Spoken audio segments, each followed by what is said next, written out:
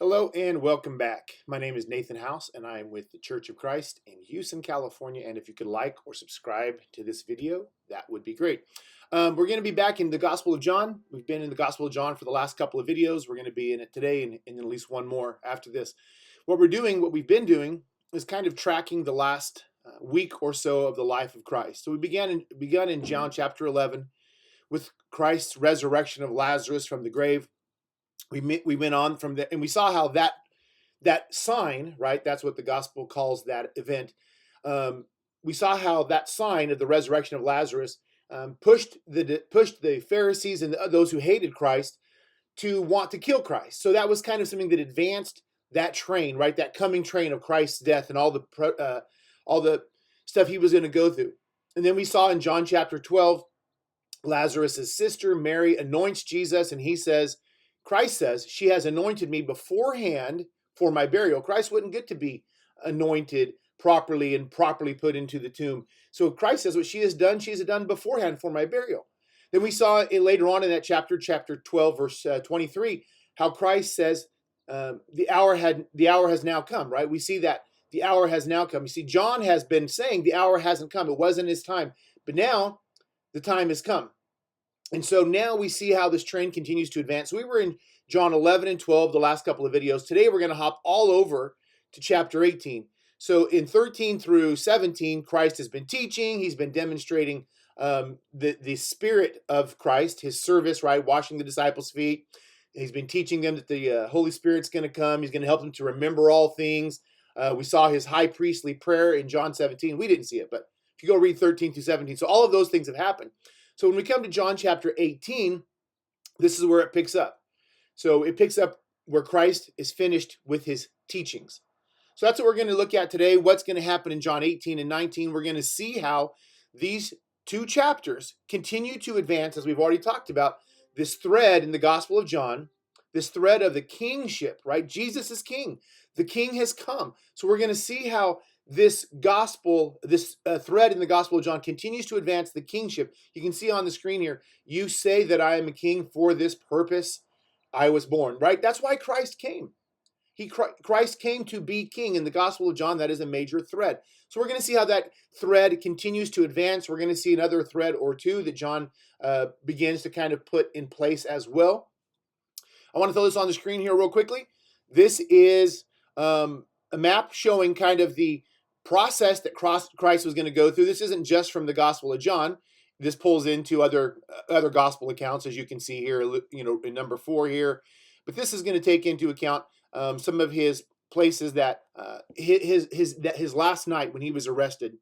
We're going to see that. So it begins here, just here across the Kidron Valley. So you can't see it down here, but below my face it says Kidron Valley.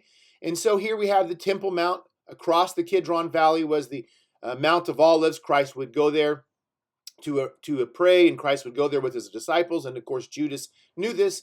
Christ was arrested here. He was taken to Caiaphas' house, and there are some who believe they know where that is today. Brought to Caiaphas' house. Then he was kept overnight there. Peter's denial occurs there.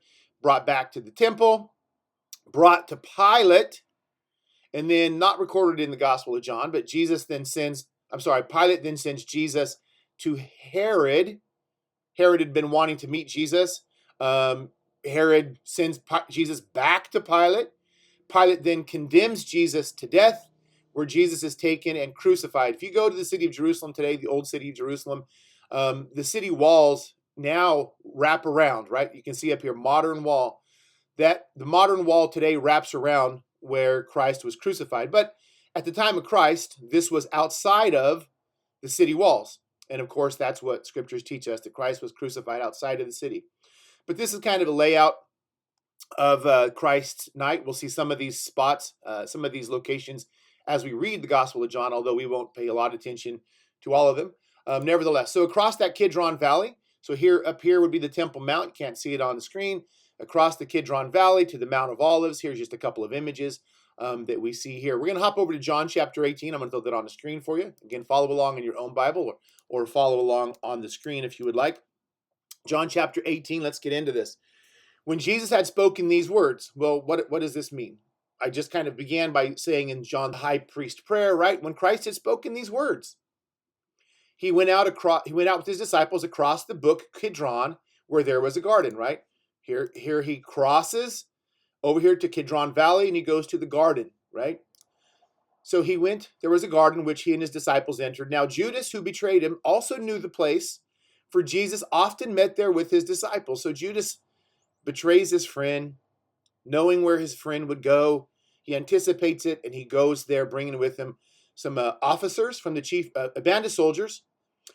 Most likely these are Jewish soldiers, not Roman soldiers, although those would be involved later. A band of soldiers, some officers from the chief priests, Pharisees.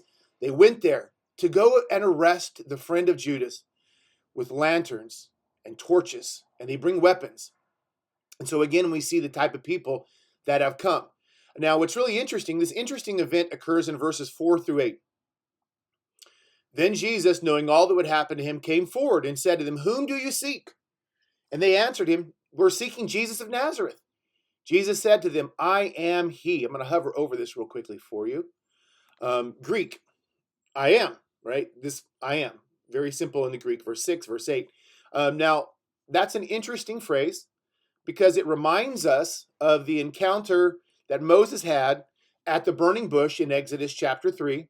I think it's verse 14 where the phrase is actually uttered there in Exodus 3, where Moses had this encounter on holy ground with the burning bush, where this discussion occurs with the Lord, right?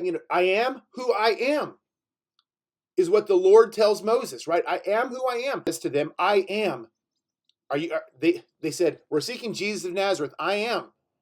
Judas, who betrayed him, was standing with them. When Jesus said to them, "I am," look at this, they drew back and fell to the ground. So he asked them again, "Whom do you seek?" And they said, "Jesus of Nazareth." Jesus answered them, "I told you that I am. So if you seek me, let these men go." What's interesting, this interesting event that occurs here is these men who have come with weapons and torches and lanterns and rope with the intent, with the purpose of arresting Jesus Christ, when they come into his presence, they fall down, they draw back and fall to the ground. Now, I read all sorts of commentaries and I've heard sermons, I've heard theories, and the truth is that, nobody knows. Why did they fall to the ground? Nobody knows. There's speculation all over the place. Again, I don't know. I have no clue except for to say this. Something must have happened significant enough to make the enemies of Christ, who have come to arrest him and kill him, ultimately to kill him, something significant enough happens where they fall down in his presence. Weapons in hand, ropes in hand, soldiers there, they fall down in his presence. I don't know what happened, but interesting to note and very contemplative, I guess. But I don't want to get too far off because I don't know. But what caused those who hated Christ to fall to the ground in his presence? I simply do not know. So let's hop down here. Again, this is the Temple Mount up here and across the Kidron Valley. So here's the Mount of Olives. And again, if you still go to there today, you can obviously see there's a lot of olive trees. And you can go there. My wife and I were blessed to be able to go there a few years ago with Brother John Moore in Bible Land Passages. And if you haven't done that, I highly recommend it. Brother John Moore was amazing. And we had a great experience and great learning opportunity there. So he went across the Kidron Valley. Let's pick up in verse 12, just very simply. We read this. So the band of soldiers and their captain and the officers of the Jews arrested Jesus and bound him. So we have them come into the garden at night across the Kidron Valley. We have Judas follow them with weapons and soldiers. And we have now Jesus Christ arrested and bound, right? Bound with chains or ropes or some sort of, he's bound. So this right here is called a judgment seat, and you can read here a stone platform. A judge can be seen or heard from this. Pilate held Jesus' trial on such a type of structure as this. You could still go today, and so this is on the west side of the old city wall, and I didn't have a good picture of this, unfortunately. But down here, you can see where my arrow is. Down here a little further, Um, there is a place, I think it's called the Hidden Wall, if memory serves me right, where the Hidden Gate, sorry, where the gate is now blocked, so the gate is no longer there. But they believe that that might have been where Pilate's platform was, right? That might be where Jesus Christ was condemned. So down there, and again, very, very, very cool. But I was blessed about 3 years ago to be able to do a sermon down there with the brothers and sisters from Bible Land Passages right out there. What an amazing experience that was for me. But that right down there was that location.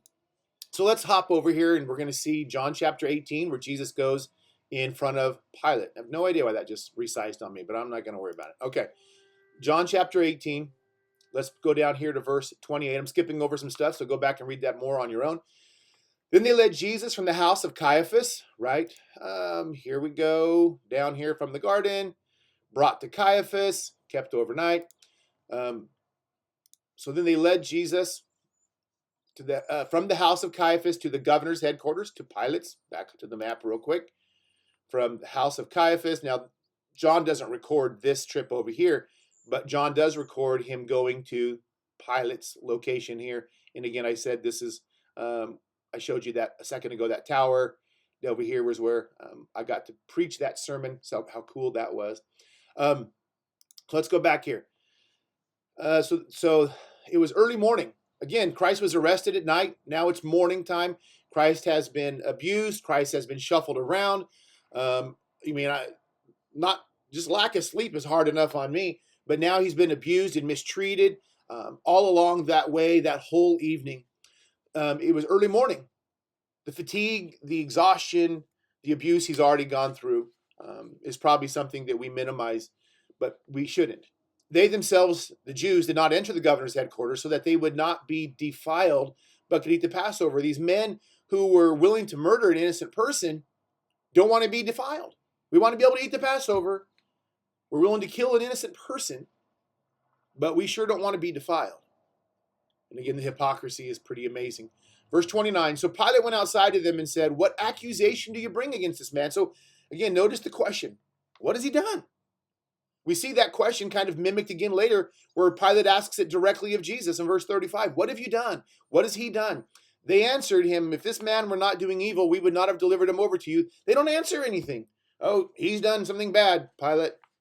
He's done something bad. He's done something evil. They don't give an answer, do they?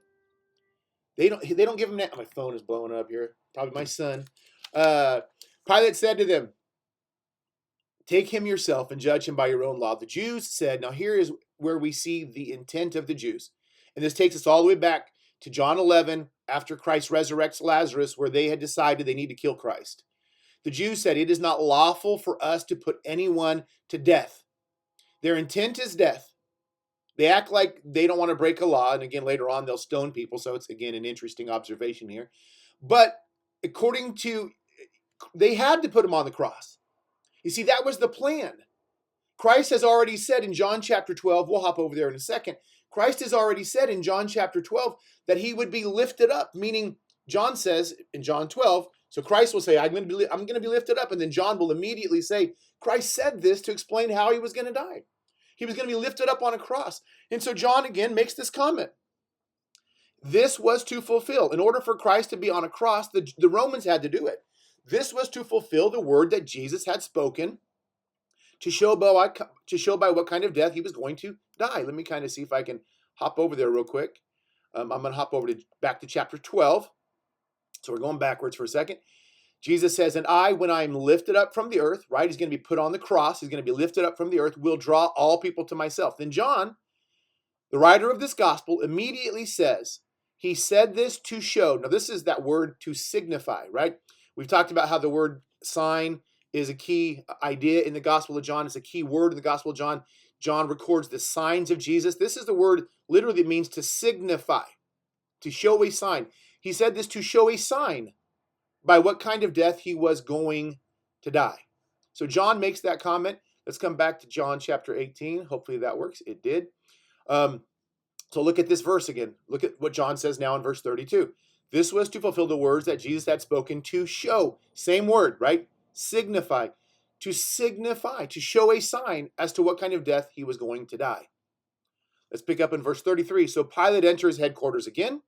He called Jesus to him, and this is where that thread of his kingship, I'm going to highlight this word king here. Hopefully that works. Sometimes the computer does what it wants. But you can see this thread of a king, a kingdom that now occurs. Are you the king of the Jews? Jesus answered, do you say this of your own accord?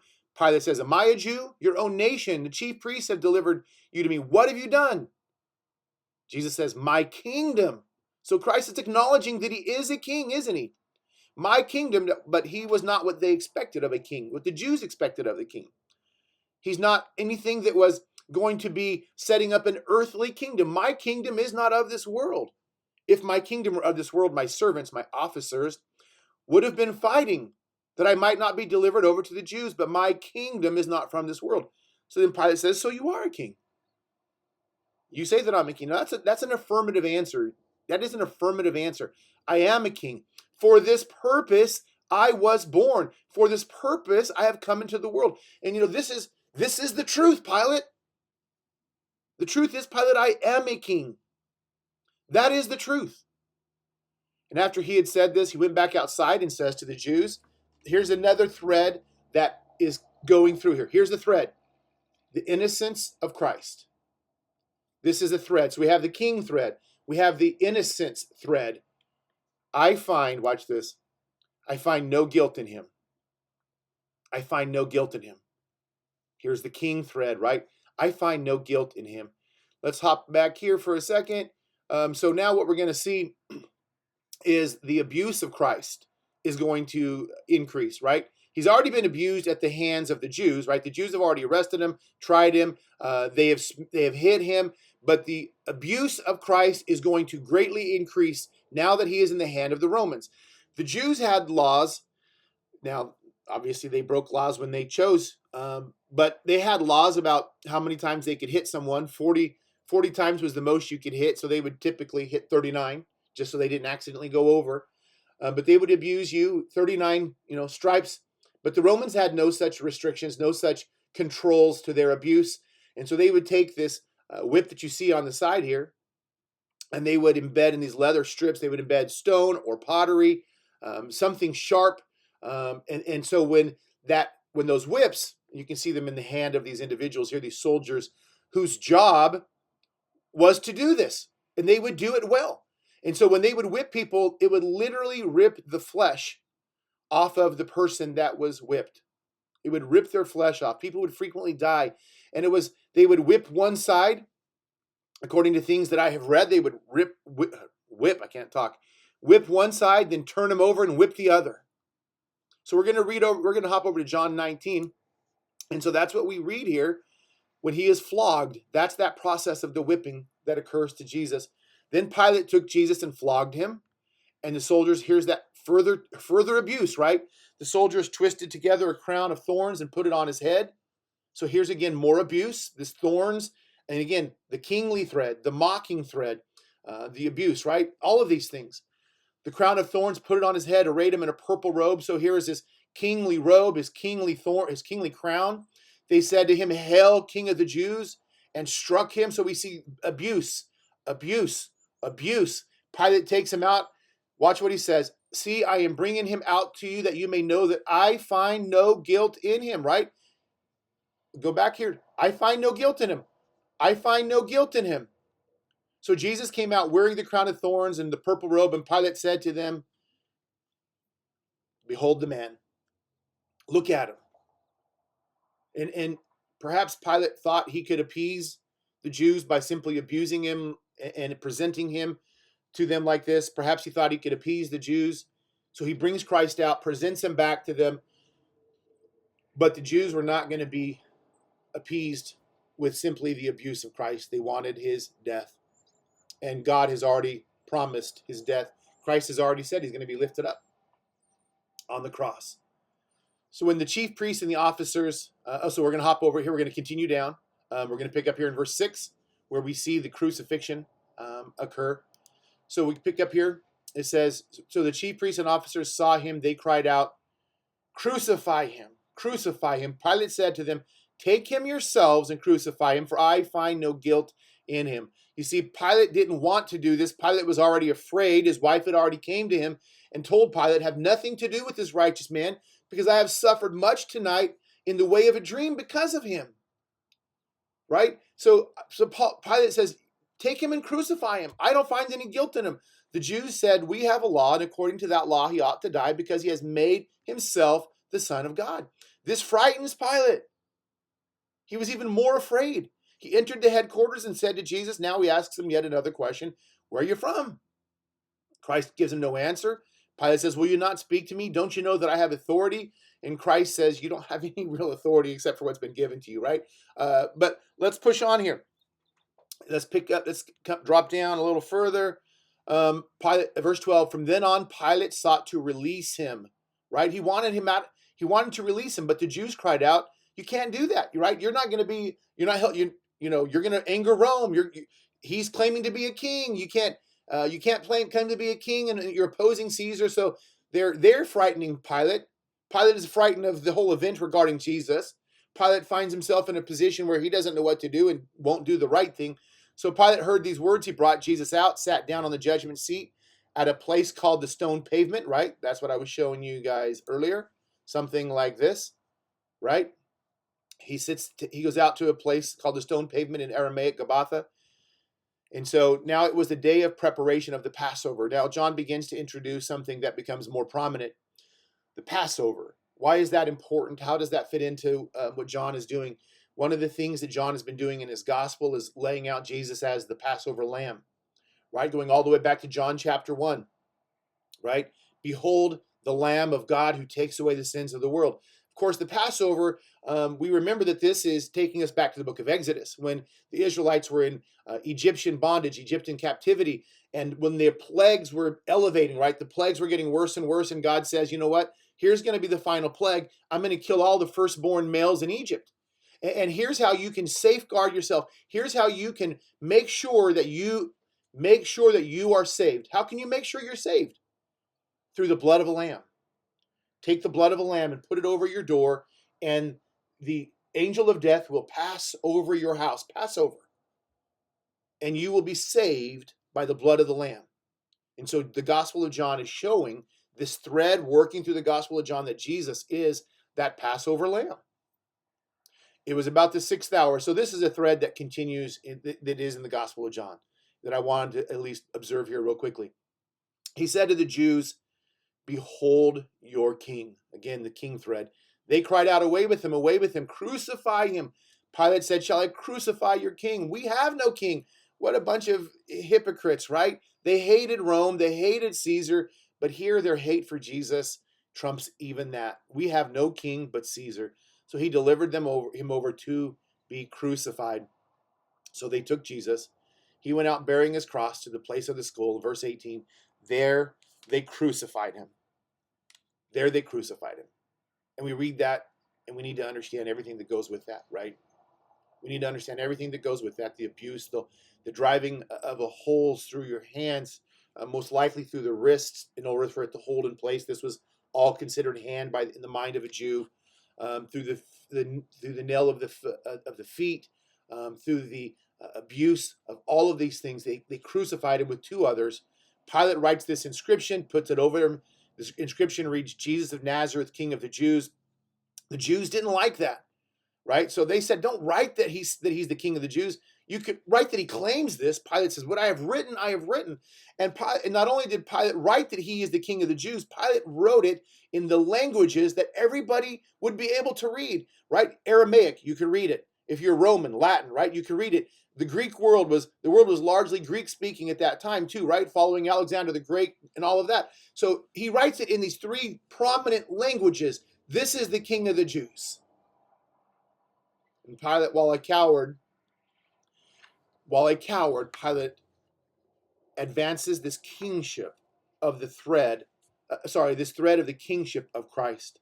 Let's skip down here to verse 28. A lot I'm skipping over. Go read that on your own. After this, Jesus, knowing that all was now finished, said, to fulfill Scripture, I thirst. A jar of sour wine stood there. They held it to his mouth. Verse 30, when Jesus had received the sour wine, he said, it is finished. And he bowed his head and gave up his spirit. He bowed his head and gave up his spirit. You know, in this chapter, Christ, what have we seen? We've seen Christ be arrested, treated like a criminal, hit by the Jews, smacked by the Jews. Back in John chapter 18, verse 23, we see him flogged by the Romans in chapter 19, verse 1. We see the crown of thorns pressed upon his head in chapter 19, verse 2. We see him slapped by the Romans, chapter 19, verse 3, as they mocked him, Hail, King of the Jews. We see him ultimately crucified on the cross in chapter 19, verse 18. All of this takes us to the place of his death, his hour of suffering, his cup of anguish, right? It takes us to the place where the creator of the world lowers himself, and this is very reminiscent of the words of Paul in Philippians chapter 2, right? To the point of death, even death on a cross, where the creator of the world lowers himself and becomes obedient to the death of the cross. After abusing Jesus, Pilate takes him out and he says in verse 5, "Behold the man." Later, he brings Jesus back out to the front of the people after, and he says, "Behold your king," right? "Behold the man, behold your king." And it's interesting because we go to the very beginning of this Gospel of John and we read the words of the Apostle John, where John says, "And the Word became flesh and dwelt among us, full of grace and truth." Look at what John says. We beheld his glory. We have beheld his glory. Glory as of the only Son from the Father. We beheld his glory. Have we beheld Jesus Christ? Have we beheld the man? Have we beheld the King? Have we beheld him? Have we seen him? Have we made him King of our life? I hope this has been beneficial to you. I hope it has encouraged you. If there's anything I can do, please don't hesitate to reach out. God bless.